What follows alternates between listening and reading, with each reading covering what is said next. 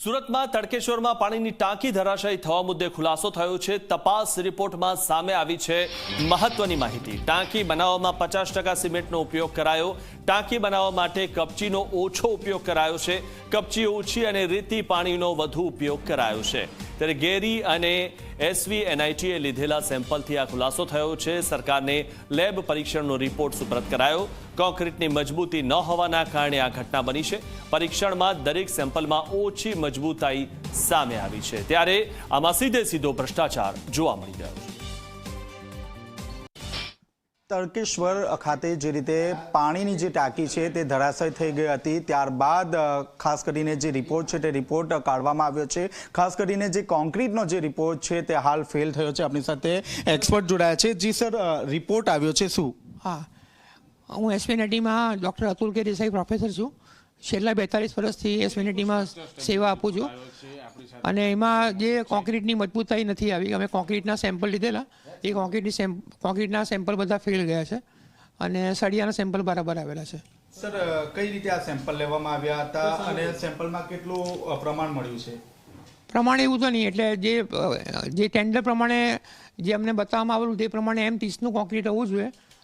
અમે લોકોએ જે સેમ્પલ લીધા તેમાં એની મજબૂતાઈ 8 થી 18 જેવી આવે છે, એટલે જે જોઈએ એના કરતાં ઘણી ઓછી સ્ટ્રેન્થ આવે છે કોન્ક્રીટની।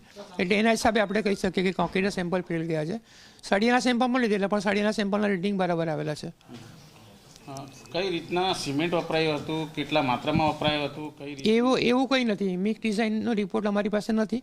અમે ખાલી કોન્ક્રીટના એવિડન્સ બેઝ રિપોર્ટ આખો આપ્યો છે આજે કે ભાઈ કોન્ક્રીટની કેટલી મજબૂતાઈ અમે લોકોએ સેમ્પલ જે કાઢેલા, મતલબ બાયોપ્સી જેવું કહેવાય આપણી ટેકનિકલ ભાષામાં, એ કોર્સ જે લીધેલા બાયોપ્સી જેવું, અને એને આપણે SVNIT લેબોરેટરીમાં અમે તોડીને એના રિઝલ્ટ બનાવ્યા તો તે ઘણા ઓછા આવે છે। સર, આ કોન્ક્રીટમાં કયું મટીરિયલ હોય છે?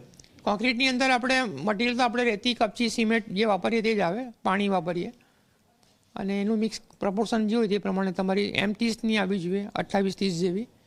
એની જગ્યાએ આમાં 8 થી 18ની વેલ્યુ આવે છે, એટલે ઘણી ઓછી આવે છે। સર, પાણીનું કઈ પ્રમાણ વધુ હતું?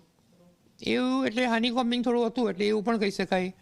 કપચી ઓછી વાપરી, એવું બહુ બધા કારણે જે કોન્ક્રીટની મજબૂતાઈ ઓછી આ માટે બહુ બધા, ક્યોરિંગ બરાબર નહીં કરી હોય, સિમેન્ટ ઓછી વપરાઈ હોય, બરાબર વધારે પડતો ફ્લાયર્સનો વપરાશ થયો હોય, બરાબર કપચી આપણે ઓછી વાપરી હોય, એટલે સેન્ડ કન્ટેન્ટ વધી જાય એની અંદર, પાણીનું પ્રમાણ વધારે હોય, ઘણા બધા કારણથી મજબૂતાઈ ઘટી છે। કોમ્પેક્શન નહીં કર્યું હોય, બરાબર માલ બરાબર હોય પણ એને બરાબર ખાંચીએ નહીં આપણે તો પણ કોન્ક્રીટની મજબૂતાઈ ઓછી આવે। સર, માટીના સેમ્પલ પણ લેવાયા છે? માટીના સેમ્પલ લેવાયા છે, પણ એના રિઝલ્ટ આવતા હજુ 10 દિવસ લાગશે।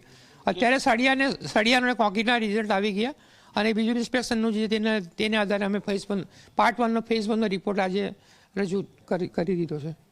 સર, જે રીતે રિપોર્ટ નેગેટિવ આવી રહ્યા છે, શું લાગે છે આરોપીને સજા કરવામાં કેટલા પુરાવા છે એ ઉપલબ્ધ છે?